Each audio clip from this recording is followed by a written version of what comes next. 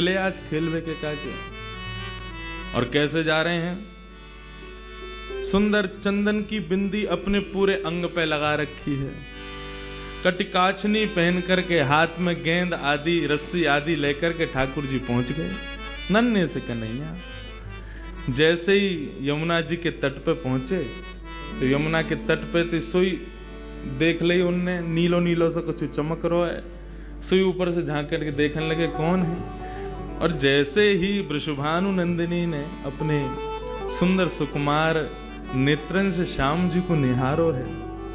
आहा, शूर श्याम देखत ही रीझे, देखते ही रिझ गए। अरे नेक्सी सी छुरी कौन की है? नेक्सी सी लाली, खुद भी नेक्सी सही है। कई बार छोटे छोटे बच्चों से पूछो, उसके सामने दूसरा छोटा बच्चा उससे 6-7 महीने छोटा, उससे पूछो ये कौन है? छोटा बेबी है।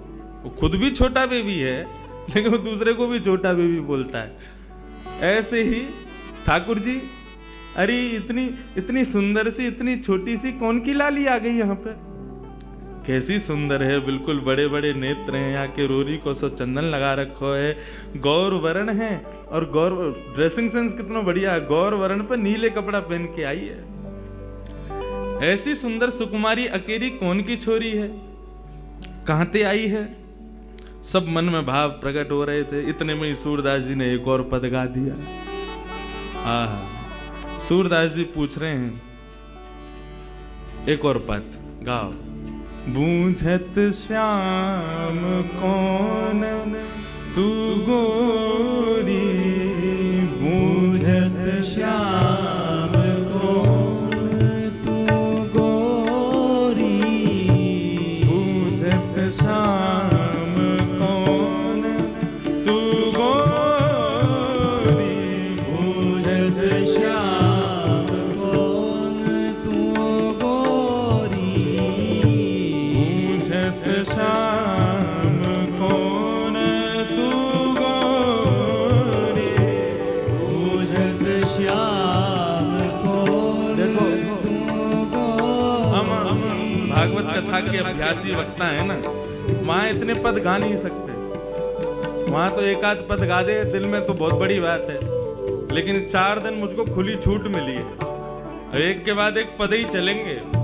क्योंकि देखो, किशोरी जी को जाननो हो, श्याम सुंदर की ब्रज की लीला में प्रवेश तो इनसे ही मिलेगो, इनके बिना नहीं मिलेगो। जैसे भागवत की कथा में श्लोक बहुत जरूरी हैं, ऐसी किशोरी जी के भाव में तो पद की विशेषता ज्यादा है। इन पदन को श्लोक से कम मत समझियो और चित्रण बनाओ अपने हृदय में। बूझत श्याम कौन तू श्याम कौन तू गोरी, कहाँ रहती काकी है बेटी, कहाँ रहती काकी है बेटी, देखी नहीं कहूँ ब्रज में खोरी, देखी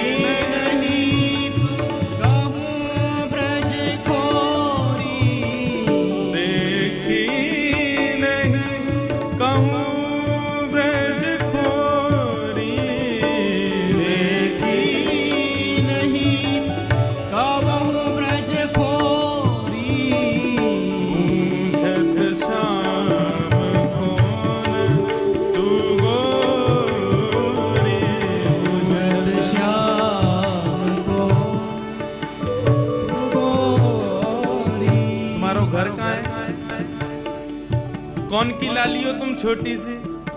तुम्हारे बाबा कौन है? कहाँ तुम्हारा घर है?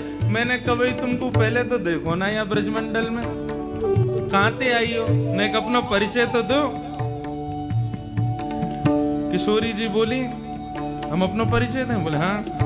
बोले देखो, ब्रज में आवे को हमारा कोई काम ना है, हम तो यहाँ कभी आमे ना है, हम तो अपनी वृषभानु जी को हमारो घर है, वही में बहुत जगह वहीं खेलने, हम तो कभी आमे ना है और हमें तो डर और लगे यहाँ आवे में। ठाकुर जी बोले क्यों, डर क्यों लगे? बोले हमने सुनो एक चोर यहाँ रहे, उस सबन के चित्तन ने चुरा ले वे, माखन ने चुरा ले वे, जन कहा चुरा तो हो गए। या हमारे बरसाने में तो साफ कह रखी है कि भाई कोई भी वहां मत जाइयो वृंदावन की ओर। क्यों? मां चोरे चोरी कर ले।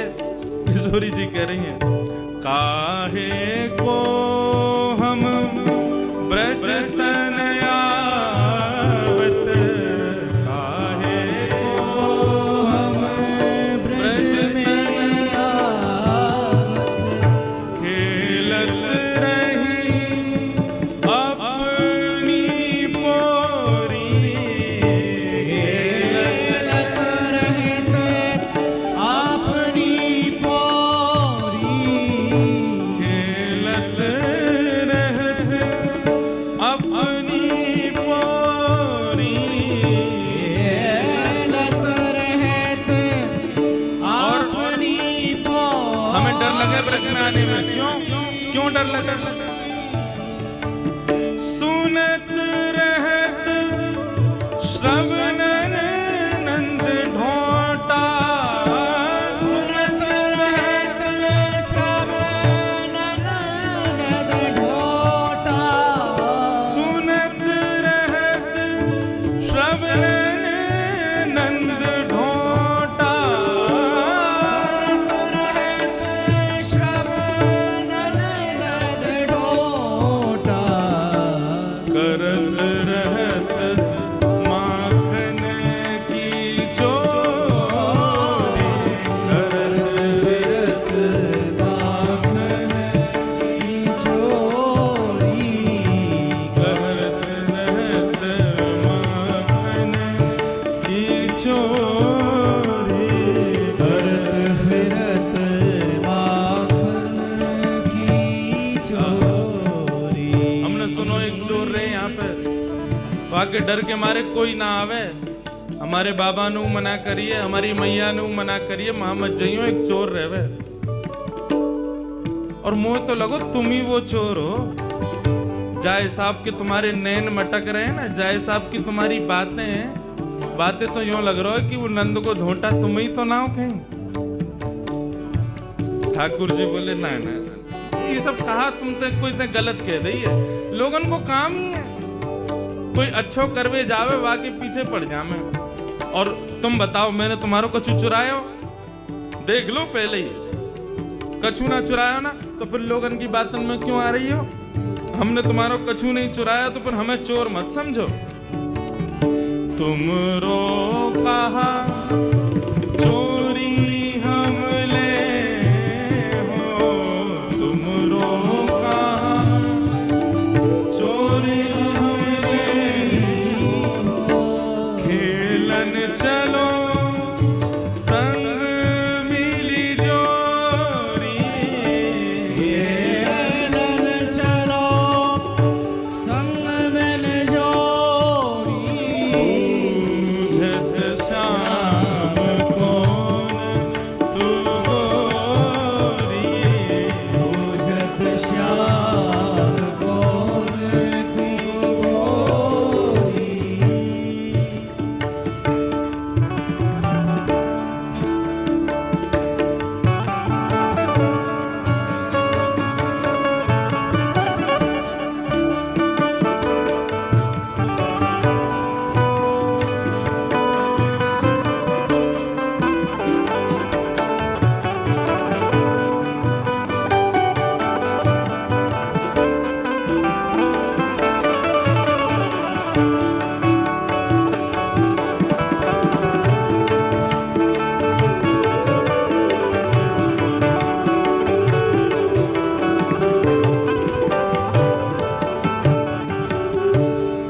सूरदास प्रभु रसिक शिरोमणि, सूरदास प्रभु रसिक शिरोमणि,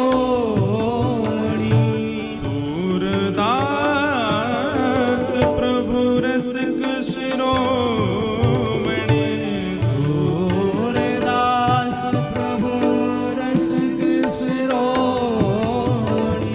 सूरदास प्रभु रसिक शिरोमणि।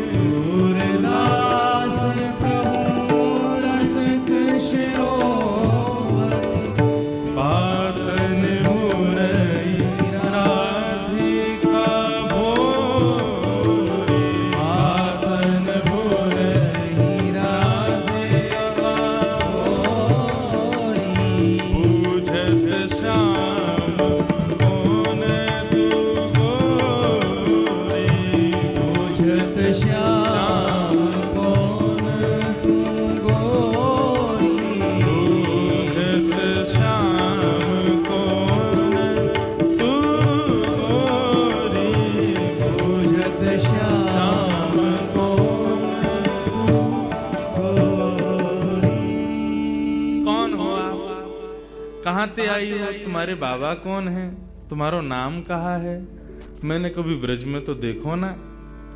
किशोरी जी बोली हम ब्रज में आके करेंगी भी कहा, हमारे बाबा ने इतना बड़ो भवन बना रखो, हम तो वहीं खेलें। वो तो आज हम खेलते खेलते आ गए और ब्रज में आवे में तो हमें डर लगे, यहाँ तो एक चोर रहे, हमारी मैया बाबा बता में उस सबन की चोरी कर ले, हमारे हम डर के मारे आमे ही ना है। ठाकुर जी बोले मैंने कहा चुरा लियो तुम्हारो। किशोरी जी बोली मुंह को लगे तुम ही वो चोर हो। ठाकुर जी बोले तो मैंने कछु चुराया तुम्हारो, न चुराया तो कछु ना है, तो फिर आप ऐसा क्यों सोच रही हो कि मैं चोर हूं। और बल्कि एक बात कहूं, मेरी और तुम्हारी जोड़ी तो जच और रही है, देखो तुम गोरी गोरी मैं सांवरो सो, बढ़िया लगेंगे संग में रहेंगे, तो चलो खेल में चलो हमारे संग। सूरदास प्रभु रसिक शिरोमणि, ऐसे रसिकन के शिरोमणि हैं ठाकुर जी। बाग पटुता तो इतनी बढ़िया उनके पास में, ऐसे मना लें बातनी मुरई राधिका भोरी, भोरी सी राधिका रानी को उनने अपनी बातन में फंसाए लियो। और पहले ही मिलन में किशोरी जी को हाथ पकड़ करके अपने संग खिलावे ले गए ठाकुर जी। प्रथम मिलन को यह भाव श्री सूरदास जी वर्णन कर रहे। बंधुओं, श्रीमद् भागवत का एक भाव सुनो। वैसे तो यहां पे सब श्री राधा दास ही बैठे हैं, लेकिन जिनको कृष्ण विरह व्याप्त है उनके लिए श्रीमद् भागवत में एक सूत्र बताया कि तुम्हारी भक्ति कभी इतनी प्रबल हो जाए, इतनी श्रेष्ठ हो जाए कि तुमको कृष्ण विरह होने लग जाए, ठाकुर जी के विरह में नेत्रों से आंसू ना रुकें, ऐसी स्थिति यदि तुम्हारी हो जाए तो उस समय तुमको क्या करना चाहिए। ठाकुर जी तो बड़े नटखट हैं, सामने प्रकट होमेंगे ना। तो ये कथा भागवत में ऐसी बताई गई कि जब ठाकुर जी अपनी लीला संवरण करके गए, तब भगवान 16,100 पटरानियों को द्वारिका में छोड़ गए, 8 पत्नियों को अपने संग ले गए। उन 16,100 पटरानियों को अपने संग लेकर के भगवान के परपौत्र वज्रनाभ लेकर के वृंदावन आ गए थे। बहुत ध्यान से सुनिएगा। वृंदावन पधारे भैरव, बहुत ध्यान से सुनिए।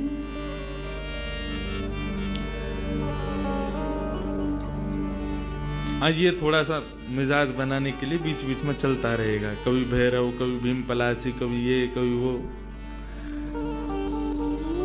किशोरी जी संगीत की अधिष्ठात्री, कल रात की चर्चा में यही आया।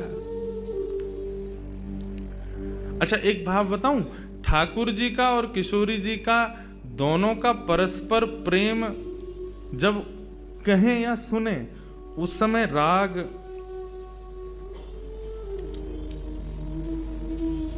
पीलू यदि सुना जाए, ठाकुर जी के परस्पर प्रेम का भाव प्रकट होता है पीलू राग में।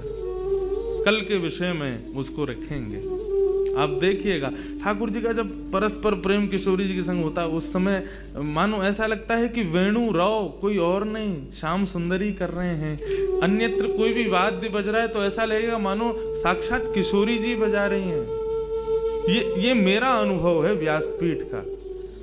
जब श्यामा श्याम के परस्पर प्रेम का वैसे तो भाव मैं कहता नहीं, क्योंकि अनधिकारी लोग हैं, सबके मध्य क्या कहना, लेकिन कभी यदि भाव आता है और प्रकट होने लग जाता है तो उस समय यदि पीलू भाव हो तो सच में ऐसा नहीं लगता वंशी वाले भैया बजा रहे हैं, ऐसा लग रहा है श्याम सुंदर बजा रहे हैं। वैन जो बजता है तो ऐसा लगता है कि मानो स्वयं श्री किशोरी जी बजा रहे हैं। उन्हीं के दोनों भाव से ये सब संगीत प्रकट हो रहा है। तो ये संगीत तो माध्यम है, इसी से ही दोनों का परस्पर प्रेम प्रकट हो। बहुत ध्यान से सुनना। तो वज्रनाभ जब भगवान की 16,100 पटरानियों को लेकर के वृंदावन आए, कृष्ण पटरानियां विरह में रहती हैं श्याम सुंदर के।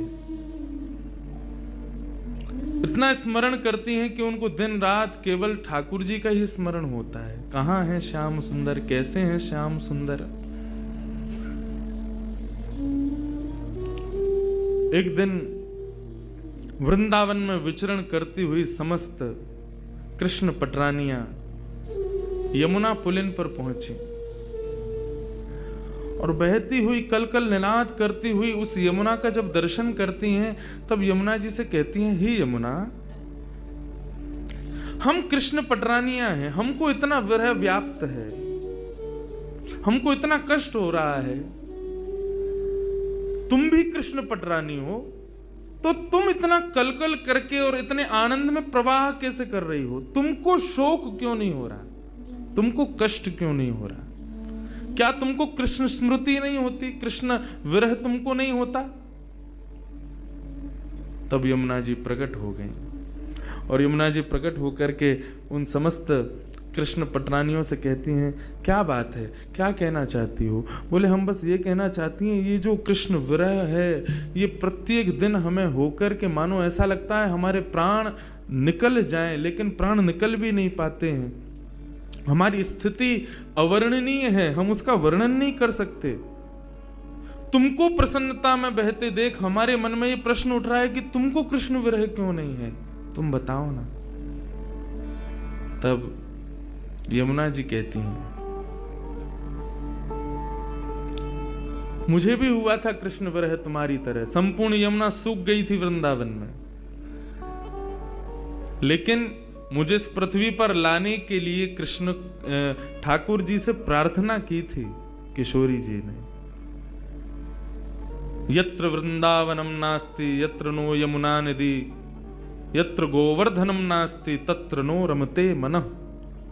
ठाकुर जी ने जब किशोरी जी से कहा कि ब्रजमंडल में चलना है, लीला करनी है, किशोरी जी बोली, जहां वृंदावन नहीं, यमुना नहीं, गोवर्धन, वहां मैं नहीं जा सकती। यदि आप चाहते हैं कि मैं ब्रज में चलूं तो इनको पहले लेकर के चलो। तो गोलोक धाम से ही तीनों का प्रादुर्भाव ब्रज में करवाया। जब कृष्ण अपनी लीला पूरी करके जाने लगे, उस समय मैं सूख चुकी थी उनके विरह में।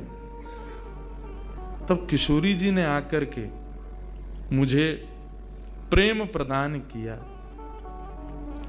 और किशोरी जी के भाव में, किशोरी जी के दर्शन में, किशोरी जी के रूप में सदा कृष्ण रूप दिखता ही है, वो छुपा हुआ रहता है, वो दिखाई नहीं देता। लेकिन यदि कोई निरंतर किशोरी जी का दर्शन करे तो ऐसा ही लगेगा कि मानो श्याम सुंदर सामने बैठे हों, और श्याम सुंदर का निरंतर दर्शन करे तो ऐसा लगेगा मानो किशोरी जी बैठी हूं। यदि किसी ने ऐसा दर्शन नहीं किया कि श्याम सुंदर में किशोरी जी दिखें और किशोरी जी में श्याम सुंदर दिखें, तो मानो उसने भी दर्शन ही नहीं किया है।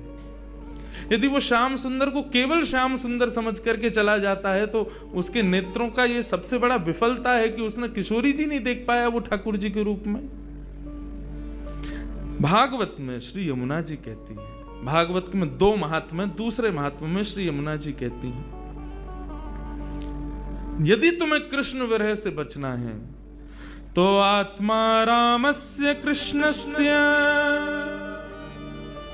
ध्रुवमात्मास्ति राधिका